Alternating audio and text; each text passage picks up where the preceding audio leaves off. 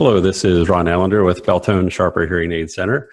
And I just wanted to go over the Consumer's Guide to Hearing Aids today, just to kind of give you a little bit of a guide to go through the guide.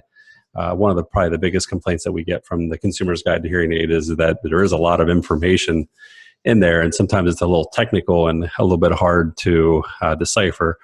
So I just wanted to kind of go through some of the pages and kind of see if I can explain to you the best way to use the guide, because there's a ton of information in there, and I even know as a hearing instrument specialist that some of the information can be a little bit hard to understand if you don't have some at least background in the hearing business.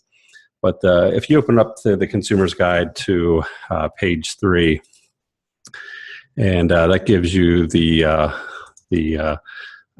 pyramid of technology, and let's see if I can make this any bigger here. Here we go. Make the page a little bit bigger, so a little easier to see. So in the pyramid of technology, there's 4 different technical technology levels. Starting at the bottom, you have the entry level digital hearing aids, then you have basic, then you have advanced digital and premium digital. And then on the far right, you'll see that there's pricing over here. The entry level says $1,000 and up. And this is probably the part that I like probably least about the Consumer's Guide to Hearing Aid. I think this information's was maybe true 5 years ago, but they really need to kind of update this part. But definitely out there in the market today, there's definitely some good entry level digital hearing aids that are under $1,000, and I would say maybe roughly in the $500 to $600 range, up to $1,200 or so would be a good entry level technology. And then I think each of these levels can come down somewhat, where maybe a basic digital is more in the $1,200 range and up, and advanced digital probably certainly under $2,000 per aid. You could get something good, and with the premium, probably for a pair, I would say, maybe in the $5,000 to $6,000 range for a pair. And again, it depends on the provider. And a couple things that you want to kind of be aware of when, the hearing aids is certainly a big part of getting help for your hearing. But also with that, we'll definitely want to overlook the service that you get with that. And part of that's the practitioner that you go to. You certainly want to go to somebody that has some experience and to a company that's been around for a while. There's a lot of people getting in the hearing aid business these days, and some have only been in for a few years. So I think definitely working with somebody that's been in the business for a while is definitely an advantage. And the other things you want to look at too is you want to look at what the warranties are, what the follow-up care is. Make sure they have a good follow-up care, because I always say that the follow-up care and the consultation from the practitioner is probably just as important as a hearing aid, if not more important. But this is called the Consumer's Guide to Hearing Aid, and does help out with the technology. And so just kind of keep that in mind when you're going through the guide. And when you're going through the guide, there's definitely some good articles in the Consumer's Guide here. I would read all of them. They're a pretty easy read. For example, this one, What to Expect from Hearing Aids. And this is definitely kind of, if you haven't had hearing aids in the past, good kind of manages your expectations to what you should expect. So just kind of moving through the guide. You have another page I wanted to point out here is the hearing aid shell styles. So you can see there's a variety of different shell styles, from the traditional behind the ear that fits behind the ear, and then there's a custom fit mold that goes in the ear. And then they have the receiver in the canal, which is also known as open fit. And you may see that term a lot with the open fit hearing aids. And it's a style of BTE, or behind the ear hearing aid. But the difference is it does leave the ear canal open, whereas the one above that, the standard BTE, up here, you take a mold and your ear is occluded or closed, where the open fit was definitely good for somebody that has a high frequency hearing loss. And I'll pull this audiogram over here. So somebody that would have an audiogram that looks like this, and this is the low frequencies here, and this is the higher frequencies up here. the red indicates for the right ear, and the blue is for the left ear.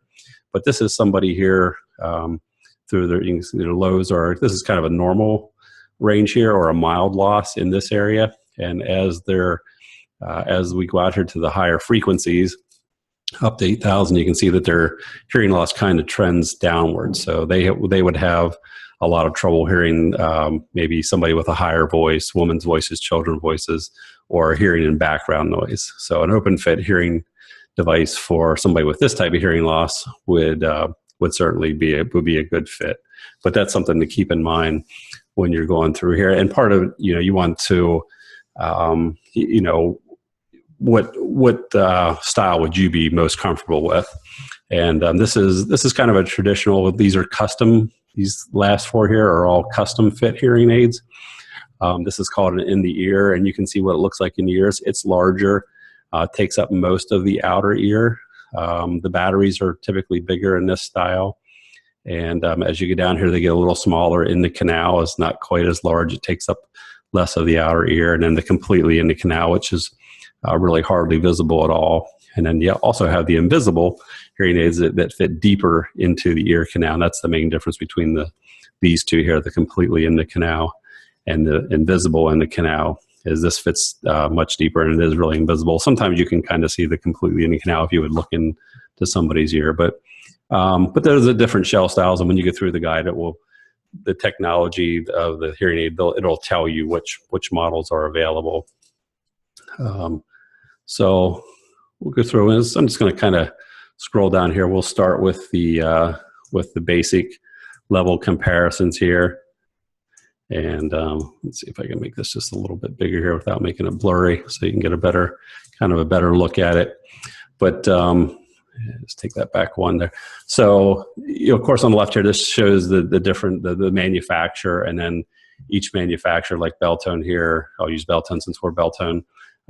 In the entry level, we have a Legend 6, First 6, Alley 6. So it lists all the different models for each manufacturer there, and then the style you can see.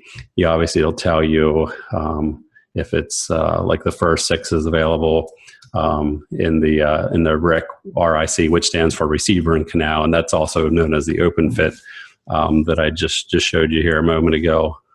Go back up here. This would be considered a RIC, receiver and canal, or a lot of times, again, you'll see it called open fit hearing aids. But so go down here to the First 6, and then also it comes in a BTE as well. But kind of scroll through here, then so style, then again, open fit. It'll tell you if that is available in an open fit, which again the First 6 is available in the open fit, as well as the Legend 6. And then under memories and situations, it has a number of different memories or channels that it has. So basically what a memory or channel is, there are different settings that the specialist can program for your hearing. So for example, you may have setting number 1 may be set up as kind of like a universal or an everyday setting that's somewhat adaptive, where it may change on its own depending on what the technology level of the hearing aid is. So if you walk into a busy restaurant, the microphones will adjust, and kind of the noise management systems will come on and reduce that background noise.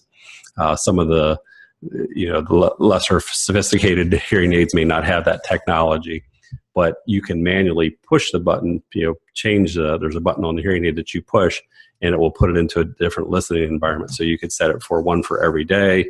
You could set one for like a restaurant setting. You could set one for like if you're outside on the golf course and it's windy, to help reduce the wind noise, or like if you're in a party situation, those types of things. So, or you could set one for TV. So there's a lot of different memories or different situations you can set the hearing aid for.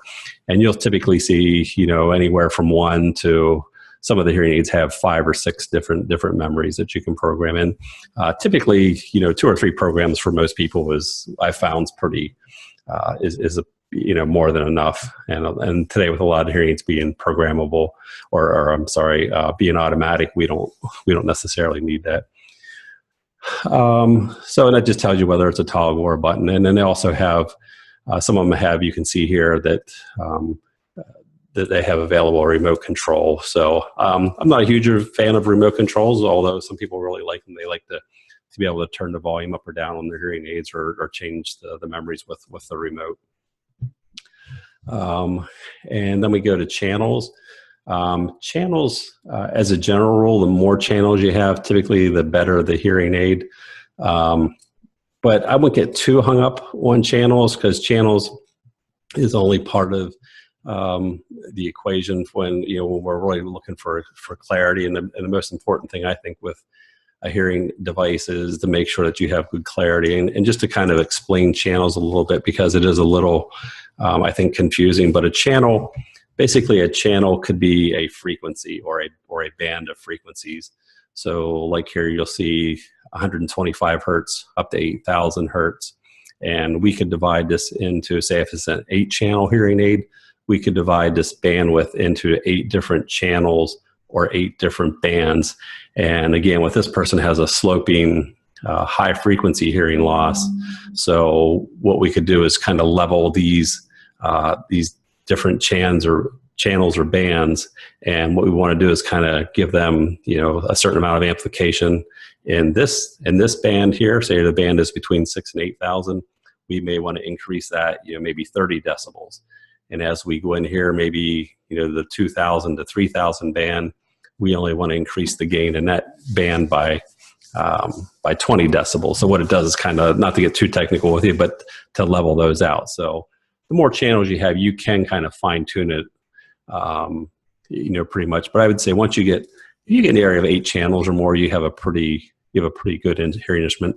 Some manufacturers will have 32 or 48 channels, and that's kind of overkill, because it's, we're kind of really wasted technology. There's only so much fine tuning you can do that the human ear will really recognize. But I did want to kind of go over channels, because some people place a lot of value on channels, and channels are important, but it's not everything. It's really, I think, more the quality of the chip can be more important than that. Limiting compression is just a big fancy name for basically if a sound gets too loud, it compresses the sound and reduces it so that it doesn't do damage to the hearing aid.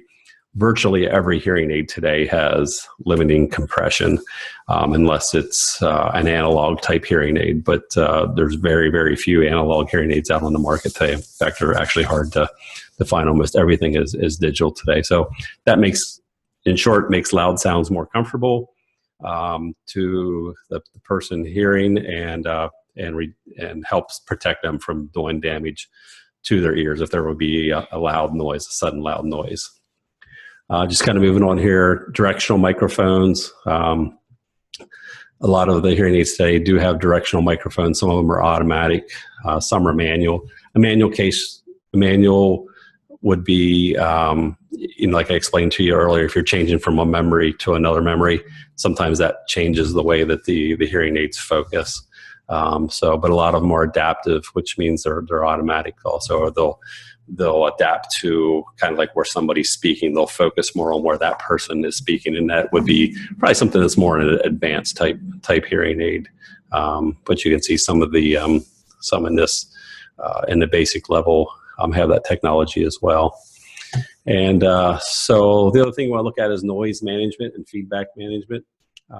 Noise management would be, again, if you walk into a real busy restaurant, a lot of background noise, dishes clanking, a lot of people talking, that will help reduce some of that background noise. And some of the hearing instruments will actually have speech enhancers where they'll enhance the speech to make because that's really what you want to hear in that situation, is hear somebody talking. And so that's one thing to look out for. And the feedback management is, if you know somebody that has a hearing aid, or if you have a hearing aid, sometimes you get that annoying feedback or whistling in the ears. If it's a static feedback cancellation, that's programmed. The hearing specialist will program that to where they think that you may get feedback. Definitely the adaptive feedback cancellation system is much better. So that will automatically, if it would detect a situation where there could be feedback, or if the hearing aid would start to whistle, it will actually cancel that feedback out automatically. So That's one thing I would look for. Definitely the adaptive feedback is definitely a better, the better technology. Direct audio input is just basically if you hardwired your telephone to your hearing aid, where you would actually plug it in with a little jack into your hearing aid that you could hear directly to your phone, or it could be a TV too. That technology is kind of rare, and people typically don't use it anymore. We have a lot more wireless hearing aids today, so most everything is wireless. FM integration would be something like you could use like at a church or schools, or even movie theaters have them, where if they have an FM system, you can set your hearing aid to a specific memory, and you'd also have to, for those situations, have to have a little device on your hearing aid so that you would be able to hear, like say if you're at school, the teacher's talking, that would into a microphone that would go directly into the hearing aid. My oldest daughter, Taryn, had that technology as she was growing up. She started they come out with it in middle school when she was in middle school.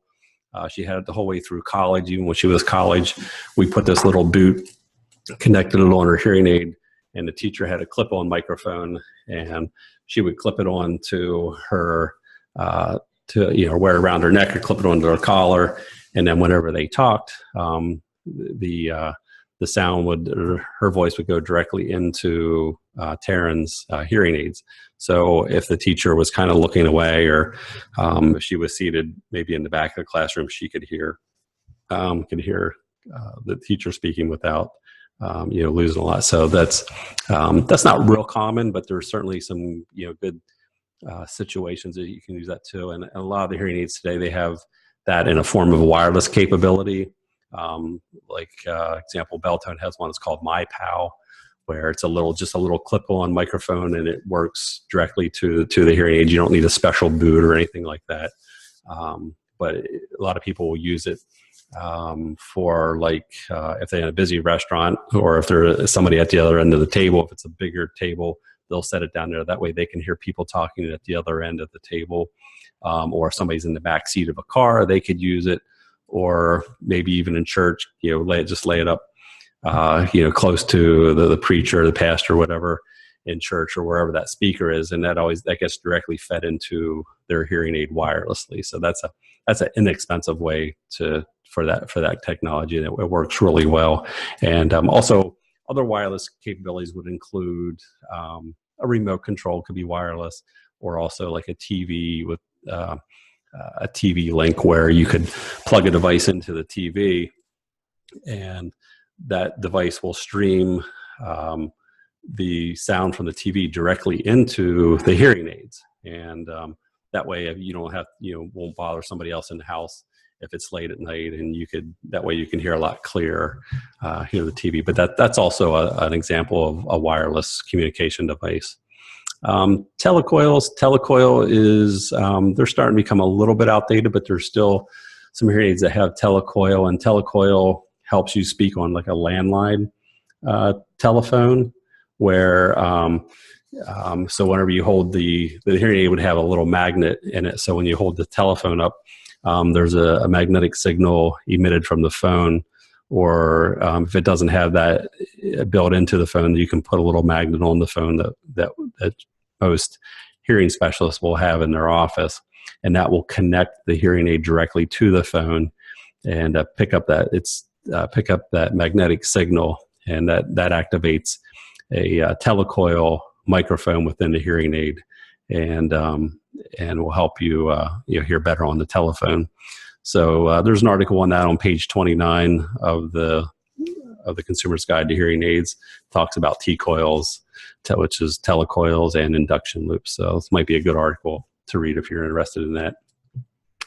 And so for the cross-bicross, the vast majority of you will not need this technology. And what a cross or bicross is would be if, say, you have one ear that's dead. You have a dead ear that just can't be, you can't get help for it, or it's a dead ear, so a hearing aid would not work in that ear. So what we would do is we would actually, it looks like a hearing aid, but we would put a microphone in that ear. It looks like a hearing aid with just a microphone. And what that would do is, what the BiCross does is picks up sound from that dead ear and transmits it over to the other ear, that's the good ear, and you would have a hearing aid in the other ear. So that gives kind of the sensation of being able to hear with both ears when you actually have one ear that's dead. So so that tells you whether that hearing aid has a cross or BiCross available in that model. And then the last thing is the ear-to-ear functionality. Simply what ear-to-ear functionality is just the hearing aids talk to each other. So if you turn the volume up in one hearing aid, it'll turn it up in the other hearing aid simultaneously. Or if you have, say you have 3 memories in the hearing aids and you push the memory button on one ear, it will automatically change the program or memory on the other hearing aid in the opposite ear. So it's sometimes a nice feature. Some people really like that they don't have to worry about pushing 2 buttons, or that way they can balance the volume out too as well. And then just one other thing I wanted to kind of show you, as you can see, you can go through here the advanced hearing aids and the premium. There's also article in here on or a comparison on invisible hearing aids. So hearing aids have become more popular because the technology has become better over the years, and it all has to do with miniaturization. The big thing is making everything small enough to get it into that invisible, that smaller hearing aid, because they are very small. And you can see up here, there's a couple of different examples of hearing aids, and these fit deeper into the ear canal. Not a huge fan of invisible hearing aids, but they do, for the right person, some people really do like them and get good benefit from them. A couple things: you do have to make sure that your ear canal is large enough. If you have a smaller ear canal, or like a prolapsed ear canal, where maybe the ear canal, part of the ear canal is starting to fall, come down, that may not be a good option for you, because they do, the canal has to be so big to get the microphones in there and the amplifiers and all that technology inside that much smaller device. And these will fit deeper into the canal, so that's why they call them canal or invisible. And you can see here on the Audibel and Invisibel 2, it has a retrieval line here, and that's how you put those in and take them out. So you have to be able to insert something deep into your canal. One thing you want to make aware of is it doesn't get too close to the ear canal. But certainly some good options if if that's a reason for not wearing hearing aids, because it's visible and the invisible technology you wear hearing aid. I think that's definitely a good option. So that about does it for the consumer guide review. I just wanted to go through and hopefully this kind of make things a little easier for you to understand. Like I said, a lot of it is kind of technical in the back. There is, they have the index there, the definition of the hearing aid terms. So if they talk about something in the consumer guide, that's a good way to kind of help understand. So that's all I got for today, and just wanted to share that with you, and hopefully this helps. Thank you.